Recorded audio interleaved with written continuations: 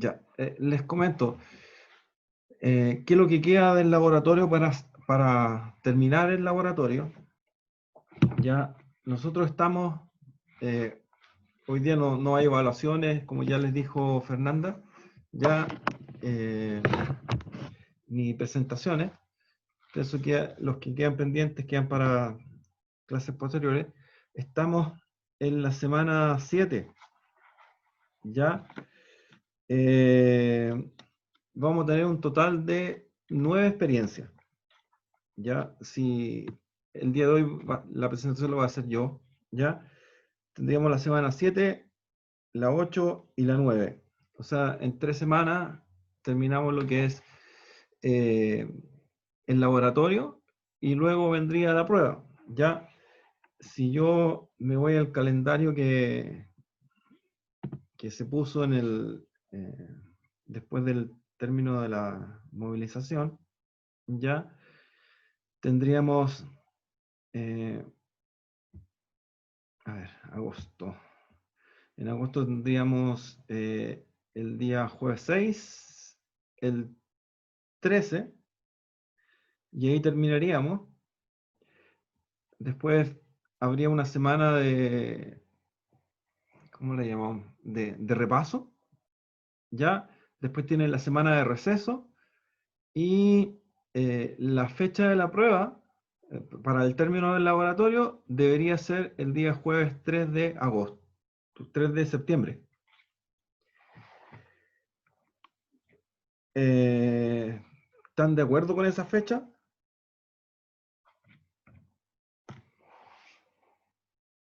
O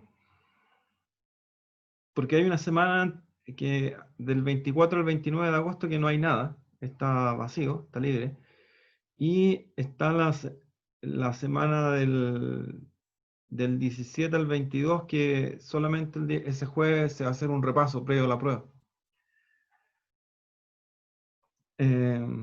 ¿Algún comentario? No, para complementar lo que dice, profe, en este caso, si se fijan, ahora jueves 30 estaríamos viendo la experiencia de tracción indirecta y variantes. El jueves 6 estaríamos viendo la experiencia de UCS y UCS con deformación. El 13 estaríamos terminando con DRA y ensayos triaxiales. Y ahí la semana del 20 sería el receso, del 17 al 22, ¿cierto, profe? Parece que es del 24 al 29, no estoy seguro. Ah, ya, bueno, en cualquiera de las 2 semanas, si es que es la semana del 24 al 29, nosotros estaríamos haciendo el repaso el jueves 20, 20. el repaso de todas las experiencias. Cosa de que a ustedes les quede una semana libre para poder destinar a estudiar, aparte de esta semana donde va a ser el repaso, ya serían 2 semanas, y la prueba sería el jueves 3. No sé Yo si alguien creo, tiene como algo que claro, decir. y lo otro es que la modalidad de la prueba la estamos pensando todavía. No es, porque antiguamente uno la hacía en el momento, ya, pero como es no asintomático, sino que asincrónico, ya, estamos viendo cómo realizaremos esa evaluación. Todavía no la tengo bien clara específicamente la forma, si hacer un trabajo de 24 horas, con un problema que ustedes tienen que resolver del laboratorio, todavía no está pauteado. Esa es la palabra. Jueves 3 de septiembre entonces, profe. Sí, jueves 3 de septiembre, Matías. Ya. Yo a la fecha del día de la semana del repaso deberían tener ya todas sus evaluaciones eh, con su nota que ustedes ya tendrían ya. Los, sigue de la misma forma original al calendario, tal como se puso en el programa, la forma de evaluación. Ya eso no ha cambiado en absolutamente nada, en el sentido de los valores, los porcentajes, todo como corresponde a la parte original. ¿Algún otro comentario, muchachos, antes de que parta con la presentación? La presentación después la voy a subir al Moodle. Ya estoy grabando también esto, así que va a quedar las dos cosas para que ustedes lo trabajen. Están todos en silencio hoy día. Ya, entonces vamos a compartir pantalla.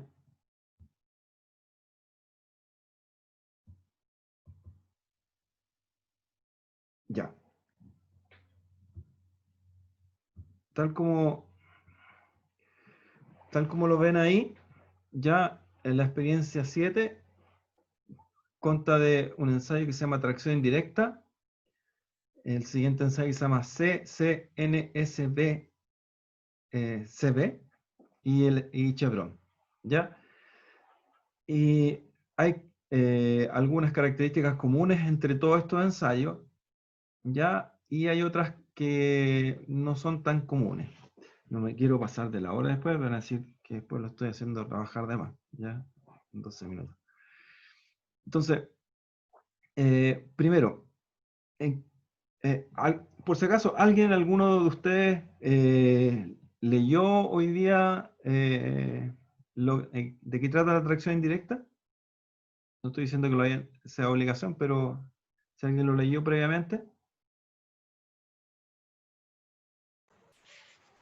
Yo no, profe. Ya. Bueno, ¿en qué consiste el ensayo de tracción indirecta? El ensayo de tracción indirecta ya es un ensayo primeramente destructivo. Ya nosotros, con todo lo que hemos visto hasta la fecha, ya hemos visto la totalidad de los ensayos no destructivos, ya, y ahora vimos el ensayo de martillo y el PLT, pero falta este que es de tracción indirecta. Ahora, ¿cuál es la relevancia o la importancia que tiene este ensayo? Ya está radicado en que es el primer input, ya, o el primer resultado del cual yo puedo extraer otros resultados que en forma no precisa, sino que en forma, llamémoslo así, como de rango de operaciones. Y ahora vamos a ir específicamente a lo que es la tracción indirecta. Ya, si se fijan arriba, el laboratorio tiene un pequeño logo, ¿ya? Ese pequeño logo en realidad es una mordaza, y esa mordaza tiene al centro un disco, ¿ya? Un disco de roca. Entonces, el ensayo de tracción indirecta es un ensayo sobre discos de roca, ¿ya? No sobre testigos de roca. ¿Se acuerdan de la primera experiencia, la experiencia número 1, en la cual nosotros teníamos que preparar un testigo, y esa preparación influía desde la perforación, el rectificado o sea, perforación, corte, rectificado. Y después teníamos que ver con el dial si este cumplía o no cumplía. ¿Ya? Entonces, pero en este caso, nosotros vamos a ensayar un disco, ¿ya? ¿Y en qué consiste ese ensayo de disco? ¿Ya? Y se los voy a mostrar en un video porque eso va a ser un poquito más fácil y así vamos a ir conversando el resto. Voy aquí a compartir. Compartir. Y aquí. Acá. Entonces aquí tenemos eso. Tenemos tracción directa.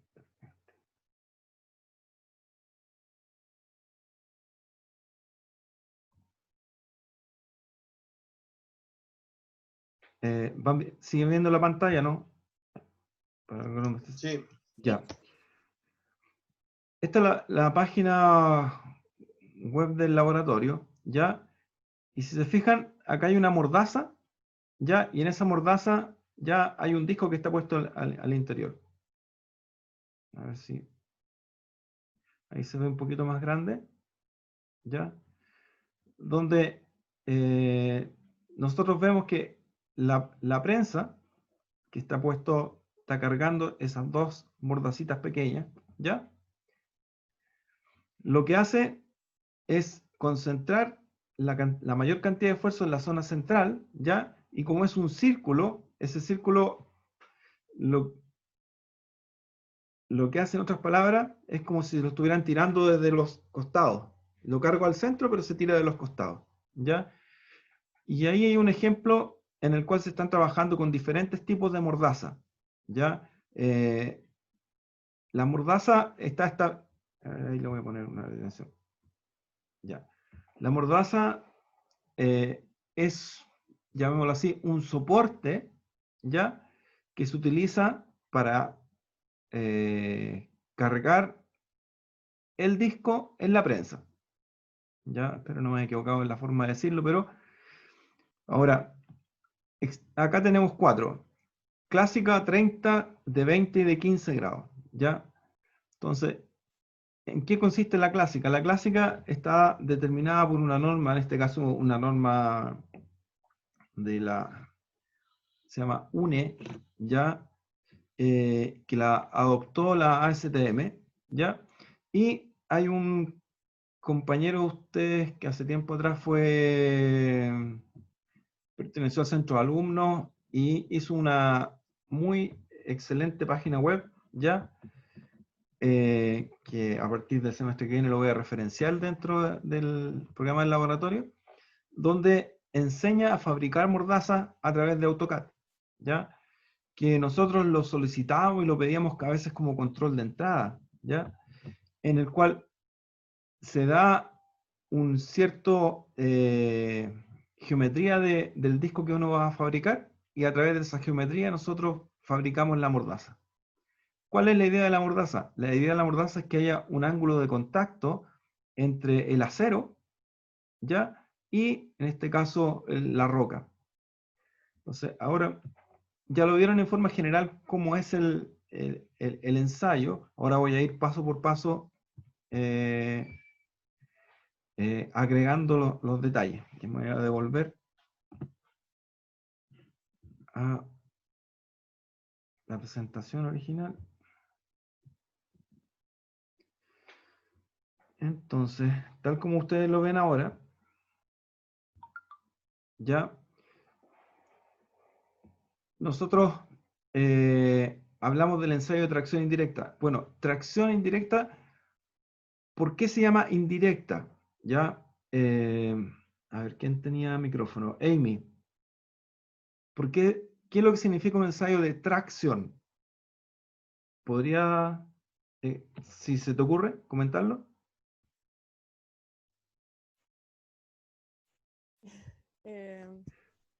Mira, te voy a explicar. Compresión es así, ¿cierto? Ahora tracción Como que lo estira. es lo contrario a compresión. Sí. ¿Ya? Entonces, el nombre, si lo que nosotros ponemos cualquier cosa en una prensa, esa prensa lo que hace es comprimir, ¿ya? Pero estamos haciendo tracción en forma indirecta. ¿Por qué? Porque lo que se está haciendo, se está abriendo el disco a partir de las zonas laterales. Por eso se llama tracción indirecta, ¿ya? Y otro dato muy relevante, ¿ya? Es que el resultado de lo que ustedes obtengan de este ensayo, medido en megapascales, si lo multiplican por 10, entre 8 y 12 el valor, pero es por 10, va a ser su primer feeling o resultado de un ensayo UCS. Por ejemplo, supongamos que el resultado de una tracción indirecta en un disco que ustedes están ensayando de una campaña X, ¿ya? Les dio como resultado 7 megapascales. O sea, los 7 megapascales, ustedes vieron en el video, esta roca se abrió, se quebró y se partió por la mitad, ¿ya? Entonces, significa que su primer feeling, que a los 70 megapascales, se va a producir la ruptura de la misma roca, ¿ya? Pero hecha en un cilindro y puesta en la prensa, ¿ya? Como UCS. Entonces, ¿y por qué les hablo del UCS? Que es lo que vamos a ver en la semana que viene, ¿ya? Porque es el elemento que aparece más repetitivo o es el elemento o el ensayo que más nosotros usamos en el diseño geomecánico o establecimiento de propiedades de la roca, ¿ya? Cuando clasificamos macizo rocoso, siempre aparece un UCS. Cuando nosotros queremos establecer algunas propiedades de la roca, necesitamos el UCS, ¿ya? Entonces, si ven, este ensayo es mucho más rápido que el UCS, ¿ya?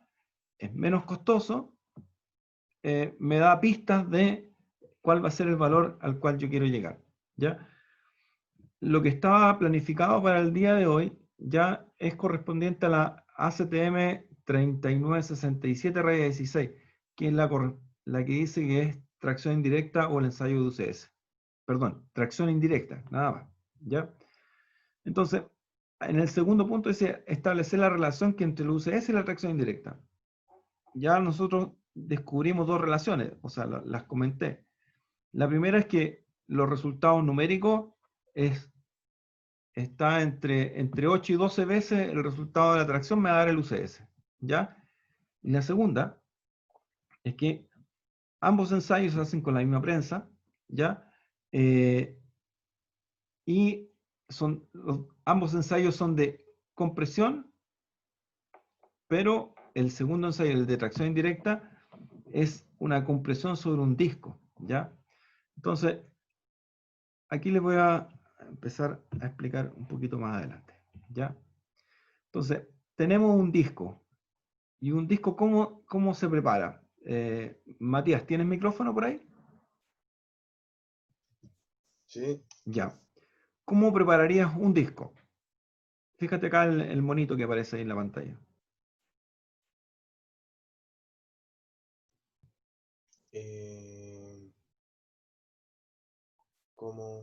Como la preparación que se hace antes. Claro, o sea, cuando la pregunta o lo que digo yo es, ¿qué es lo que tengo que hacer para yo llegar a obtener un disco? Eso de perforar, después se corta, ¿Ya? se rectifica. Ya, en este caso los discos no se van a rectificar. Ya. ¿Ya? En este caso los discos simplemente se van a cortar nomás. Hasta ahí nomás llega la parte de no hay rectificado. ¿Ya?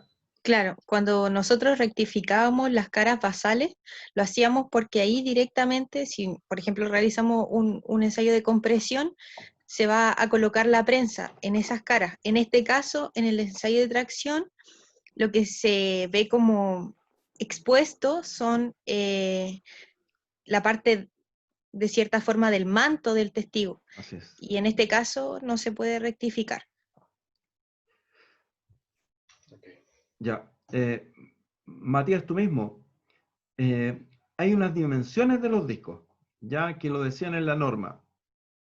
Yo no creo que nadie la leyó, pero ¿cómo se te ocurre que deberían ser esas dimensiones? Y si las comparamos con las dimensiones del UCS que aparecían en lo primero que hicimos nosotros, o preparar ese cilindro de roca. Sí, me imagino que son más grandes, más anchas. O sea, más profunda, todo lo contrario. ¿Ya? ¿Son de diámetro menor? No, el diámetro es el mismo. Lo que cambia es la profundidad, o en este caso la altura del cilindro. ¿Ya? Ok. Entonces, para el caso, y aquí les voy a les voy a dar otra explicación de otros elementos, ¿ya? Que cuando estamos haciendo ensayos de roca, ya la norma dice que nosotros tenemos que tener un espesor, ¿ya? De este manto, como dijo Fernanda, ¿ya? Que va desde 0,25 hasta 0,75, si no me equivoco. ¿Ya? Y 0,25, 0,75, ¿qué? veces el diámetro. O sea, si yo tengo un diámetro que vale 1, ya, entonces el espesor va de 0,75, o sea, de 0,25 a 0,75. Pero nosotros en el laboratorio estandarizamos, ¿ya? Y ese estandarizar significa que nosotros trabajamos a 0,5 veces el diámetro en profundidad.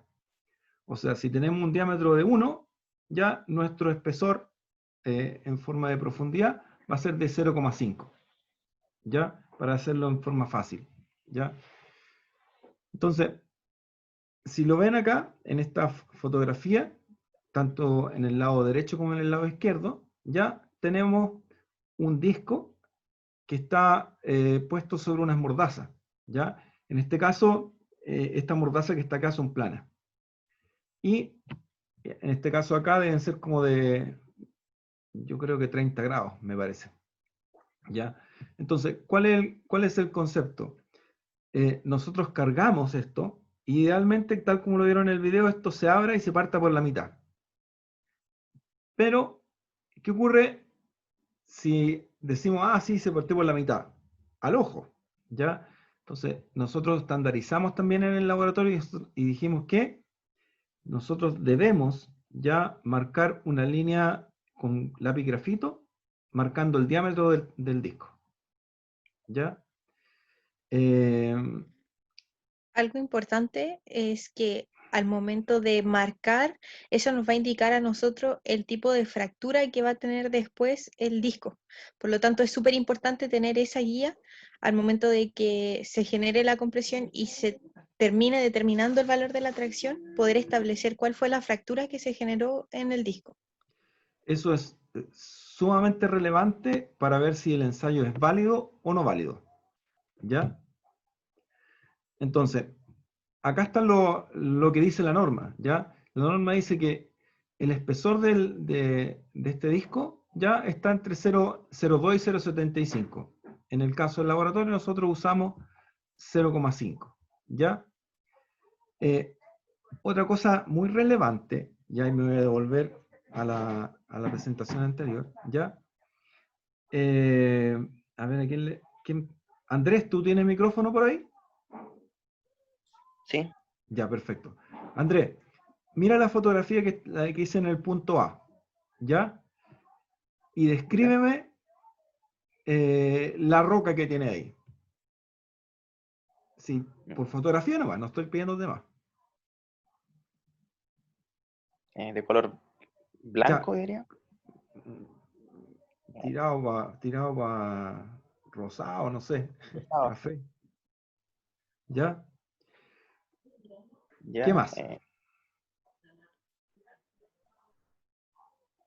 la roca.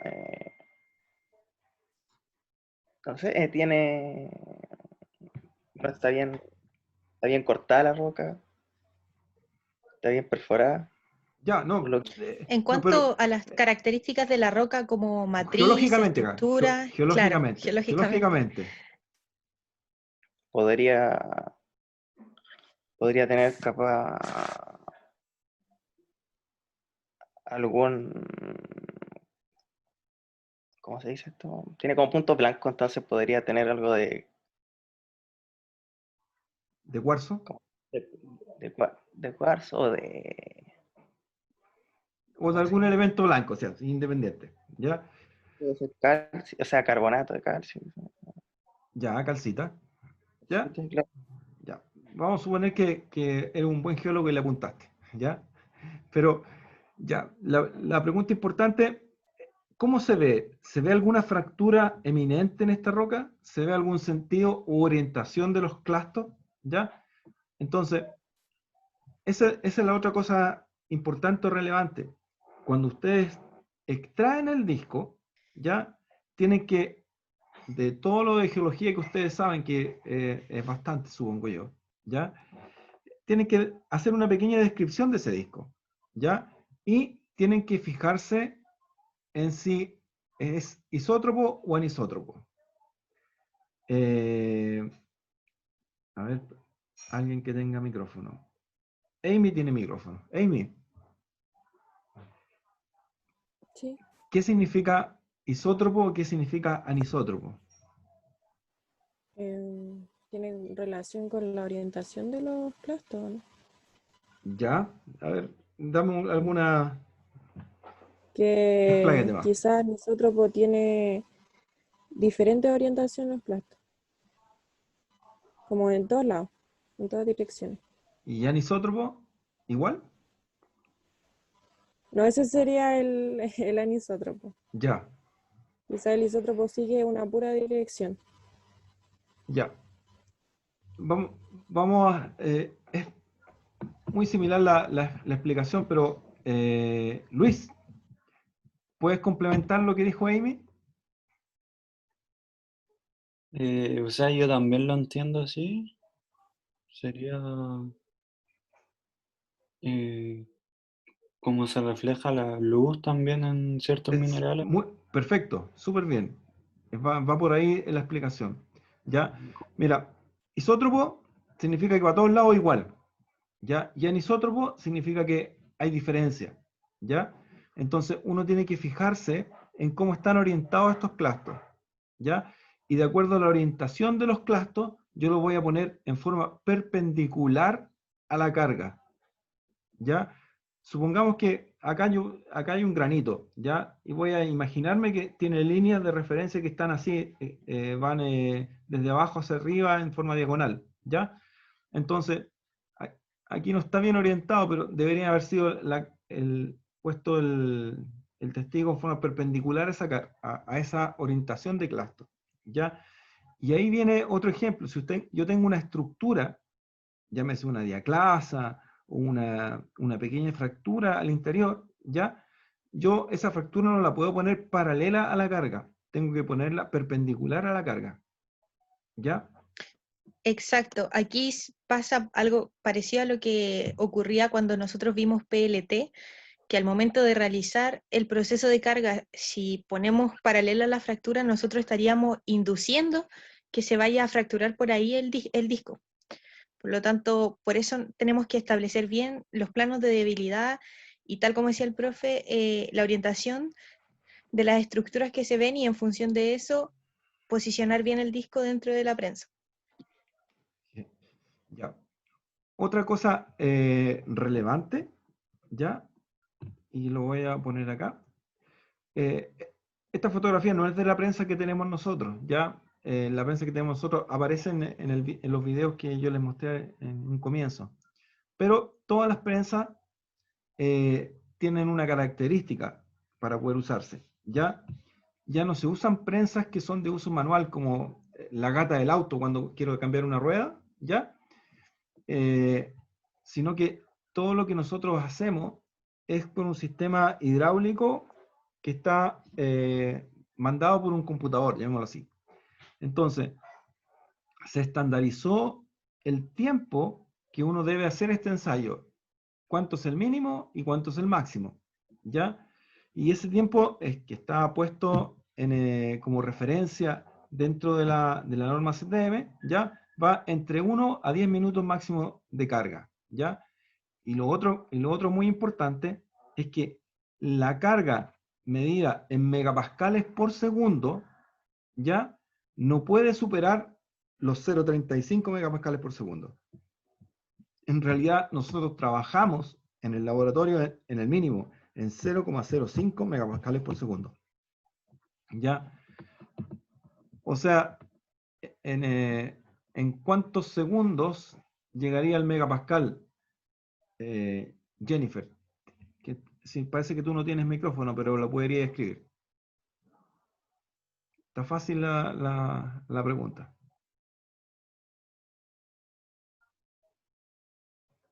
O sea, si el resultado de la ruptura fuera 1 megapascal, ¿ya?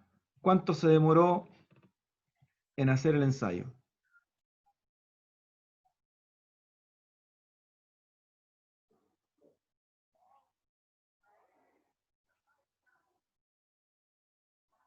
¿Me siguen o no me siguen?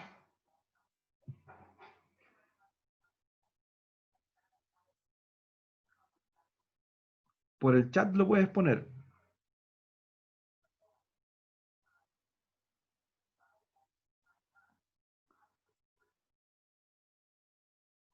Bueno, mientras Jennifer ahí ahí lo puso. Ese.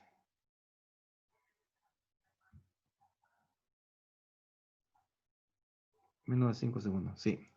Ya, entonces es muy fácil porque uno trabaja con esta unidad de carga, ¿ya? Y simplemente, si yo tengo el resultado final, paso esto dividiendo abajo y voy a obtener el resultado total, ¿ya? Sería 1 sobre 0,05, que no sé cuánto da eso, pero... ¿Ya? Entonces, ahora, ¿entre qué valores fluctúan los resultados de un ensayo de tracción indirecta? Eso también es relevante. Yo dije ahora que el resultado fue 1 megapascal, ¿ya? Cuando tengo rocas débiles, obviamente el resultado va a ser mucho más bajo, ¿ya? Pero ¿qué ocurre si estoy trabajando con una especie de suelo? Marcelo, ¿se te ocurre? ¿Qué tipo de ruptura iría a tener? ¿Cómo fue la pregunta? Si yo saqué un testigo y hice un disco, ahora este disco es muy débil, ¿ya? Y yo empiezo a cargarlo, ¿ya? Y todavía no le he mostrado la forma de ruptura, pero si el resultado es muy débil, ¿ya? O sea, la roca es muy débil, el resultado va a ser muy bajo, ¿ya? Pero, ¿qué se te ocurre a ti si yo coloco esta roca débil dentro de un disco de tracción? ¿Ya? ¿Cómo se rompería? Yo creo que fallaría de varias formas.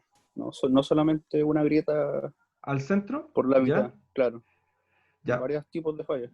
ya. Efectivamente, tal como lo dices tú, hay una situación que hay rocas que parecen rocas, pero son suelos, ¿ya?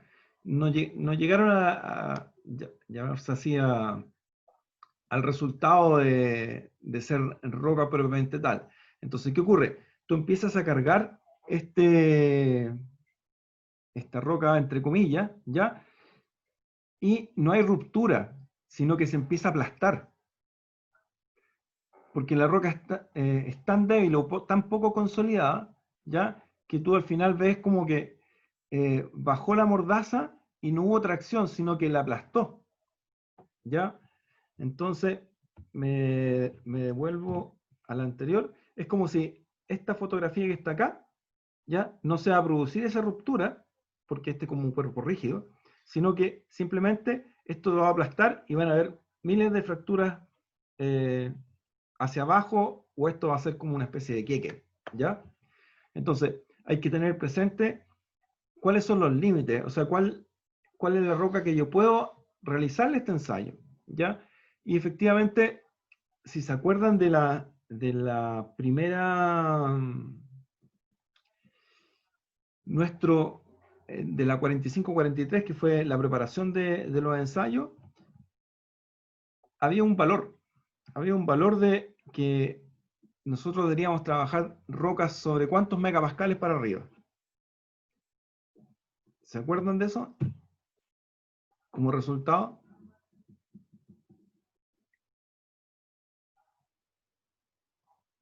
Que nos mencionaba la norma, la del año 2019, que con ustedes trabajaron con ella.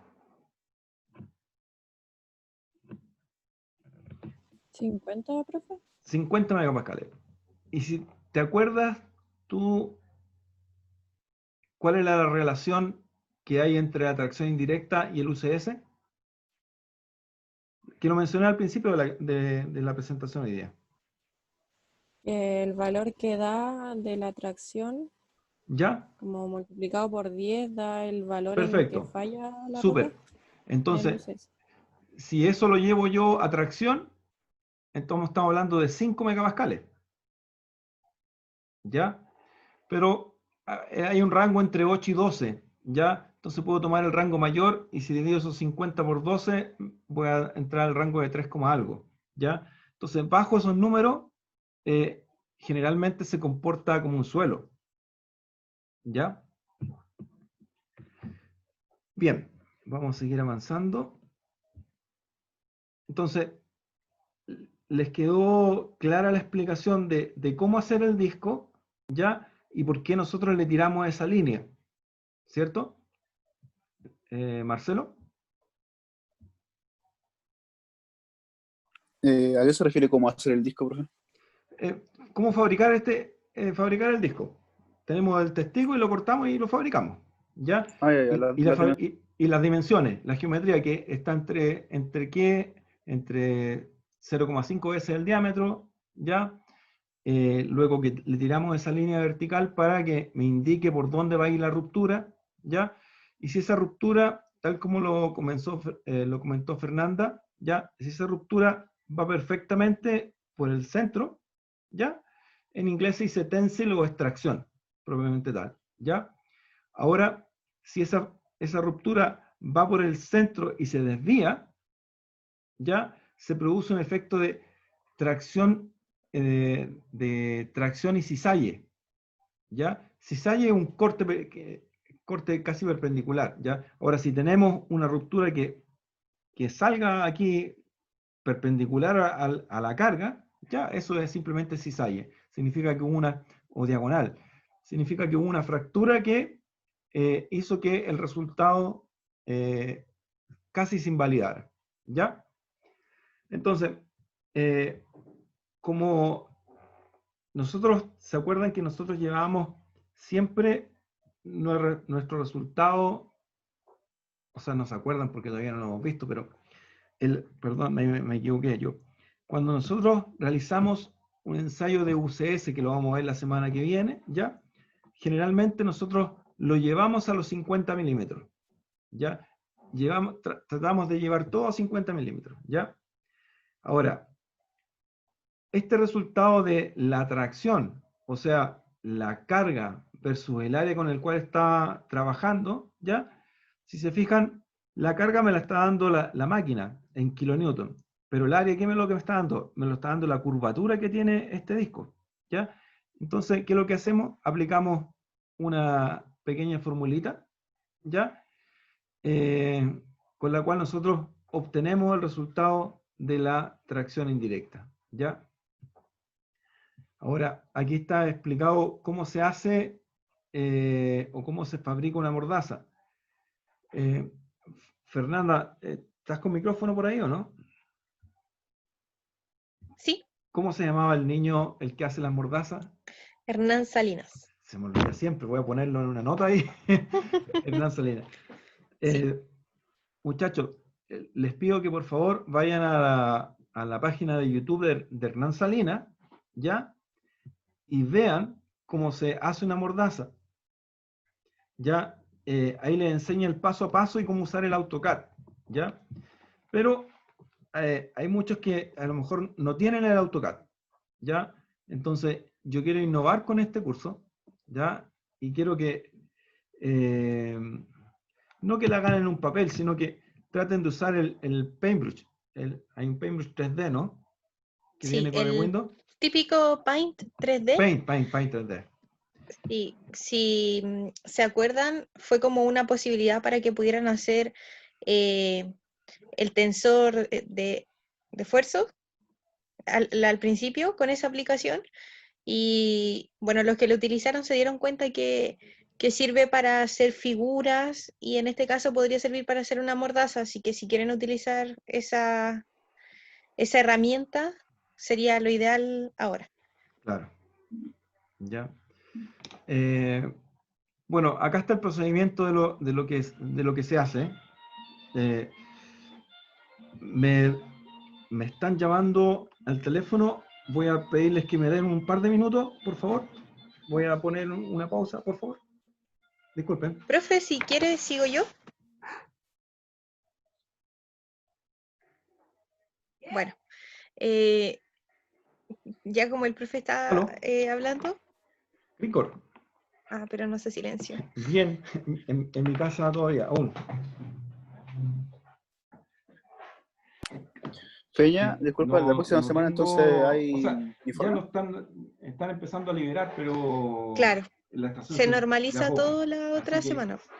apenas nos liberen, tú sabes que ahí estamos en el laboratorio. De todas formas, igual pregúntenle al profe. Y por la tarea también, por Sin las ningún tareas que problema. quedaron pendientes y todo eso.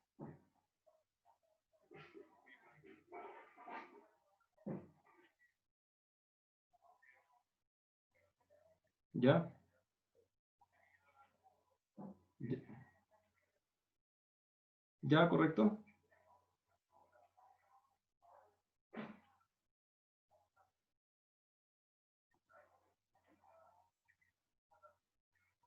Sí, la CTM, sí. Sí.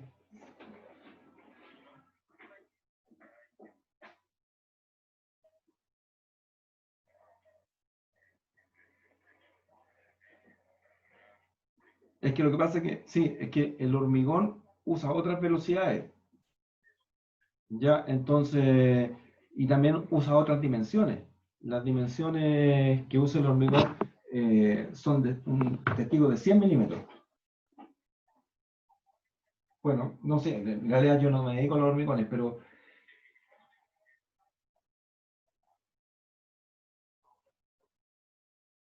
ya,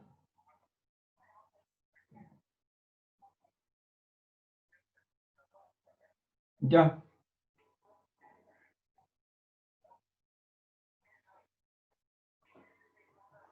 te la mando. Te la puedo mandar. ¿Ya? Sí, te la mando. Cricor, estoy en una reunión por Zoom, ¿ya? Eh, no, te la mando apenas termine, ¿ya?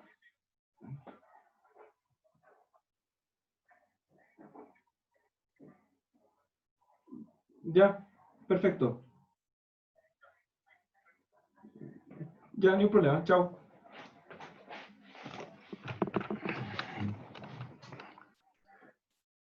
Disculpen muchachos, tuve que atender a una persona que era medio urgente.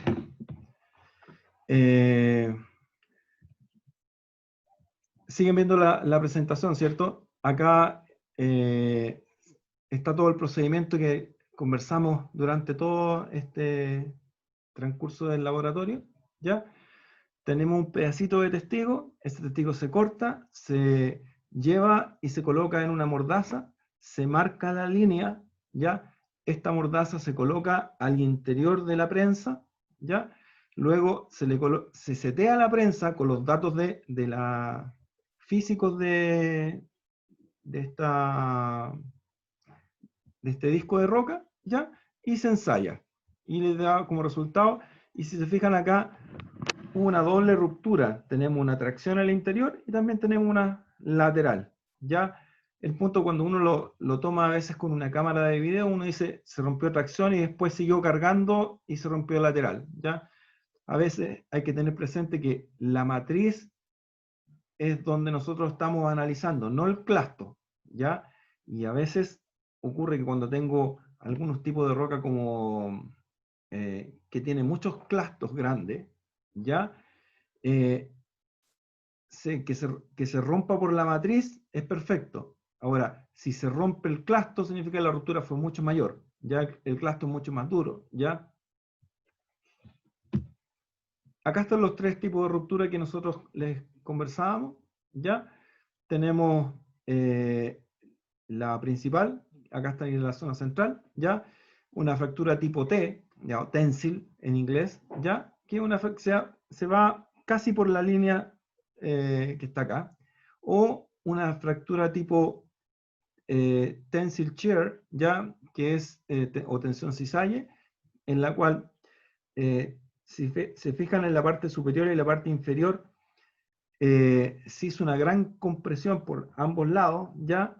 Pero no se fracturó por la zona central, sino que simplemente se rompió en forma casi oblicua, ¿ya?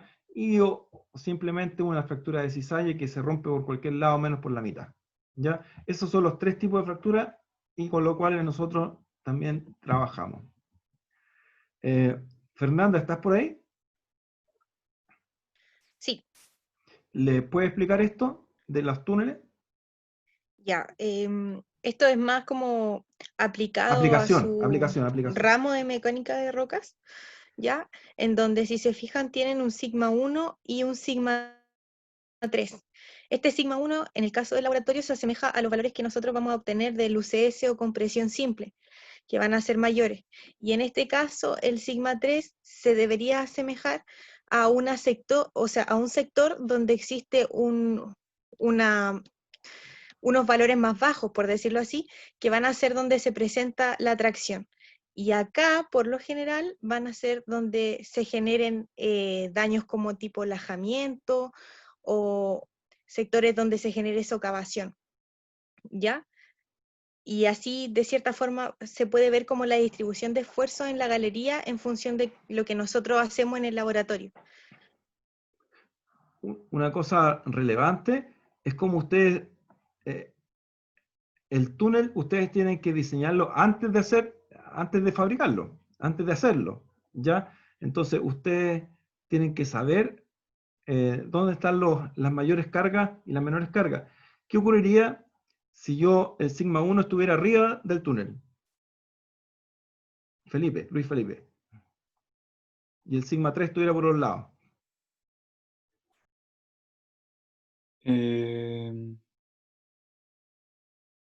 Pasaría lo contrario a lo que pasa y pues, o sea, como que se daría vueltas, ¿no? Marcelo, ¿cómo puede? ¿Está correcto, Luis? Yo me imagino que los daños se producen en el sigma 3, o sea, lateral. O sea, Si el sigma 1 está arriba, ¿no? si sigma 1 está arriba, ya, Sí. a ver, veámoslo así. Si yo la mayor carga la tengo sobre mi cabeza, ya no en la parte lateral y en dirección del túnel, ya, ¿qué podría pasar? ¿Se me caería? ¿No se me caería? ¿Sería ideal? ¿Tendría que fortificarlo más, fortificarlo menos? Claro, o sea, piensen que teniendo el sector de baja presión arriba, se generan daños de socavación y a veces lajamiento. Entonces, ¿qué pasaría si sigma 1 estuviera arriba? Teniendo en cuenta que también tenemos que ver la presión, de cierta forma, el confinamiento que tiene la galería y la altura La profundidad. de roca que hay y la profundidad, claro. Eso es lo que decía, porque como si el sigma 3 está ahora en el lateral, sería la zona de menor presión y ahí se socavaría, ¿o no? Uh-huh. O sea, al final tú tienes que fijar que la dirección de tu galería con la cual tú vas a desarrollar esto, ¿ya? Tiene que ir por el lugar donde haya menos condiciones adversas. Y la pregunta es, ¿dónde tengo las menos condiciones adversas? Esa es como la respuesta. Si las menos condiciones adversas se dan en este caso, o se darían en el caso que sigma 1 estuviera arriba y sigma 3 por el lado. Y vamos a suponer que durante todo el largo del túnel, ¿ya?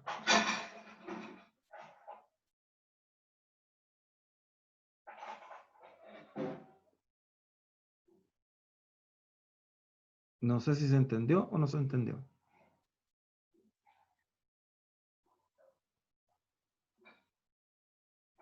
A mí no me quedó muy claro, profe. Ya, miren, generalmente ya tú tienes que diseñar tu galería para que tu sigma 1 no vaya arriba de tu cabeza.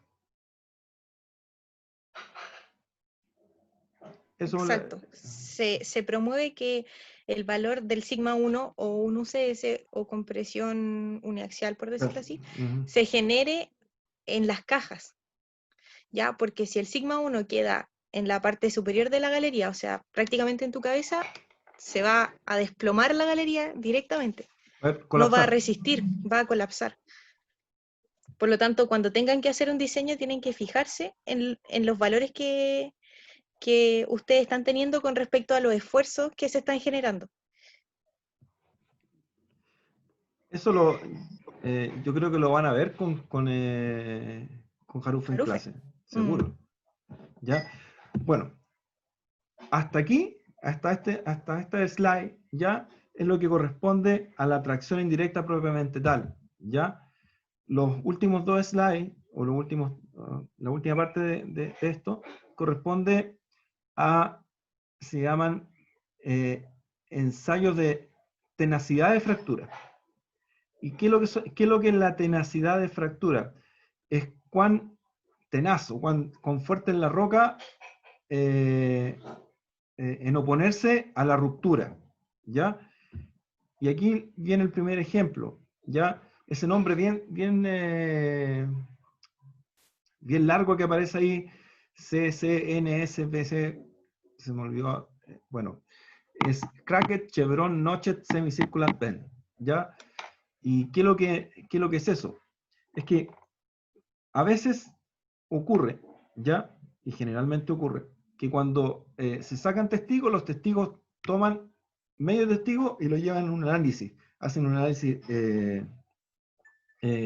mineralógico. Ese análisis mineralógico, ¿qué es lo que te dice? Te dice, cada tantos metros yo tengo tal y tal ley. Pero tú necesitas hacer un ensayo, o sea, necesitas hacer ensayos estructurales a la roca, no solamente mineralógicos. Entonces, alguien dijo, bueno, tratemos de usar esos semitestigos para ver qué podemos encontrar, ¿ya?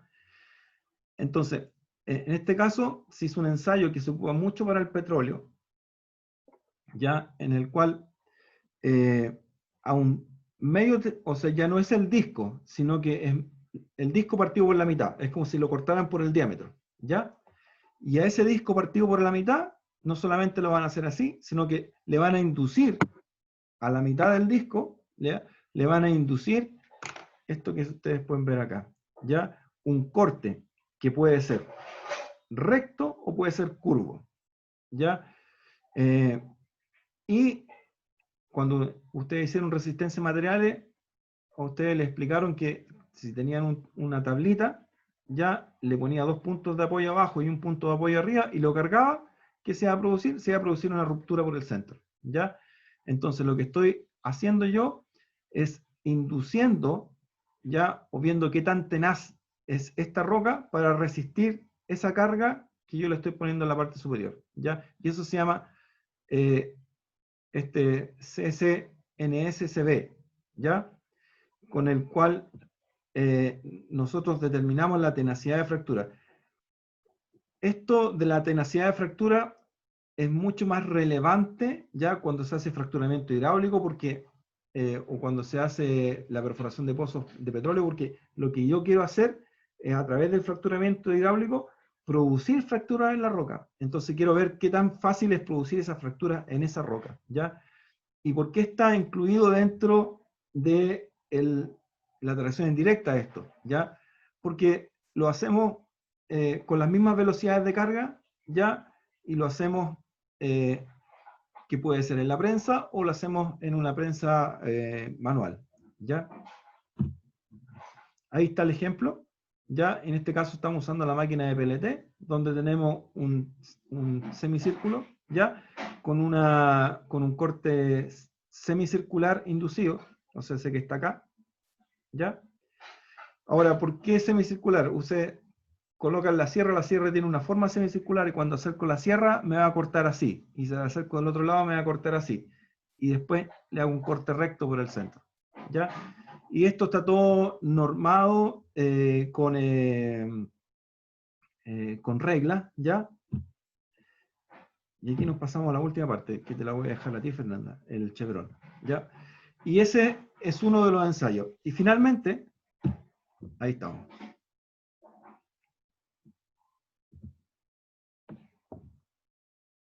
¿Estás por ahí, Fernanda? Ya, sí. En este caso, el chevron lo que trata es, bueno, hacer un ensayo también de fractura inducida, pero que a diferencia de lo otro, acá se utiliza un disco completo, ya no solo la mitad del disco. Entonces, acá si se fijan, tiene como parámetros específicos donde R va a ser el radio del disco, B es el espesor del disco y D es el diámetro, ¿ya? Entonces, acá se establece una relación de A0, que es la relación entre el centro del disco y la distancia que existe hasta donde se va a producir, de cierta forma, hasta donde llega el haz de luz, y el A1, que es hasta el inicio del corte. Cabe destacar que es súper importante en este caso que se pueda ver el haz de luz en el corte que se realice en medio del disco, ¿ya? Y creo que la siguiente sale el paso a paso, Sí, profe. ahí está.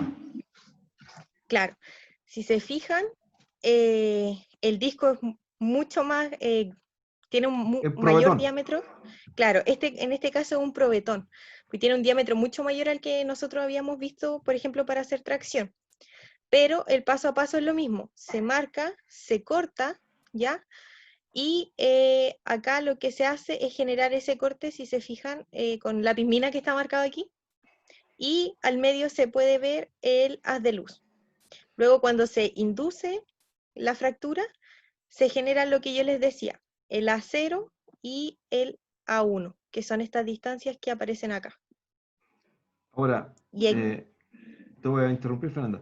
uh-huh. El paso que falta desde acá a acá, ya acá hay un galletero. Esos galleteros que usan para esos manuales, y con esos galleteros manuales uno realiza esa inserción, ya que se ve aquí en el corte. Aquí se ve el paso de la galleta.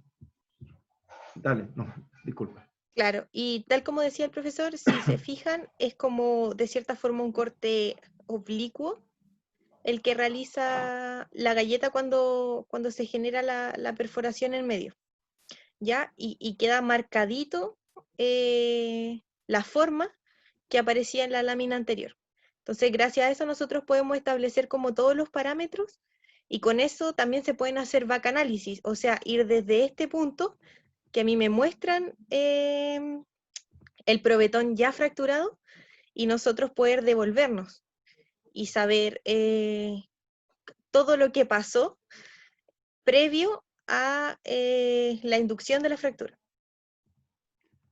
O sea, y lo otro es que tanto para el CC, el CB, ya como para el probetón este de Chevron, en ambos casos, ya nosotros tenemos que validar a través de un gráfico que aparece acá arriba, ya si está dentro o está fuera de los rangos permitidos de acuerdo a las normas. En este caso, tanto el Chevron como el CCNPD, ya ambos son normas ISRM, no hay norma ASTM para esto, ¿ya? Le voy a compartir a Fernanda un libro para que ustedes lo tengan, ¿ya? Nosotros estamos tocando esto, yo creo que en cátedra ni siquiera lo van a ver, ¿ya? Pero les voy a compartir un libro que esto es como todo un estudio dedicado a la tenacidad de fractura, y daba un curso completo, ¿ya? A ver, y con eso estamos por el día de hoy. A ver, voy a compartir otra página antes que... Claro, tal como decía el profesor, los últimos dos ensayos son específicos de la tenacidad de fractura. Y el ensayo de tracción es como el general, por decirlo así, y por lo mismo se le da mayor importancia, ¿ya? Pero es importante que ustedes tengan todos los conocimientos con respecto a los diferentes ensayos y modalidades que existen. Por lo mismo se los mostramos. Ya, y aquí esto es corto. Es como cuando uno induce una fractura, hay tres modos de cómo se puede romper una fractura, ¿ya? Que yo hago un corte y la fractura se abra, ¿ya? Hago un corte y la fractura una vaya para allá y otra para acá, o hago un corte y una se va hacia un lado y hacia otro, ¿ya? Entonces, generalmente, el ensayo, el segundo, el semicircular tent, ya es modo 2, ya es el que estamos trabajando. Pero bueno, este libro lo voy a compartir con ustedes para que lo tengan en su biblioteca, ¿ya? y bueno, a través de Fernanda. Y con eso estamos por hoy día. Ya, muchachos, ya la semana que viene ya volvemos a la, entre comillas, normalidad, ¿ya? Entonces, Fernanda les va a tomar un control de UCS, ¿ya? Claro. Y Stringage, son esas dos cosas.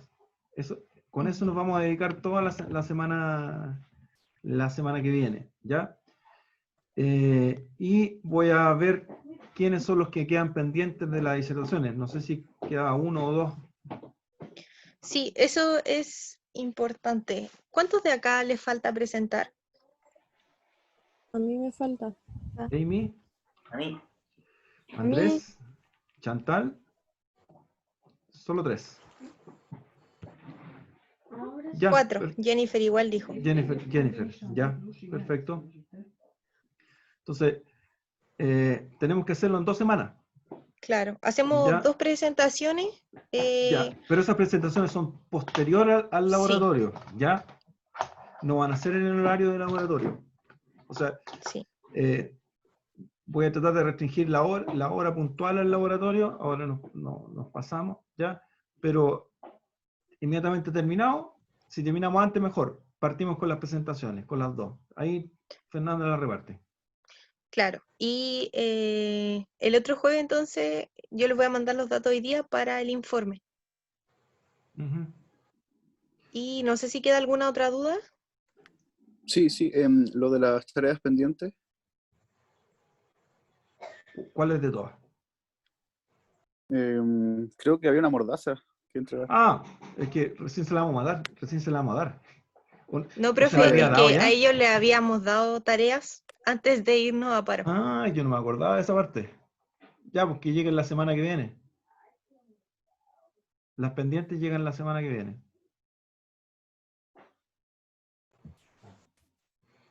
Bueno, ¿O las tienen ya? no, Ah, yo, pues si las tenían, las recibimos al tiro. Ya, Profe. ¿algunos comentarios, muchachos? Entonces la mordaza la podemos entregar en eso del Paint 3D que usted dijo. Sí, pueden hacerlo en Paint Ujú. 3D. Ya. Como les salga más conveniente.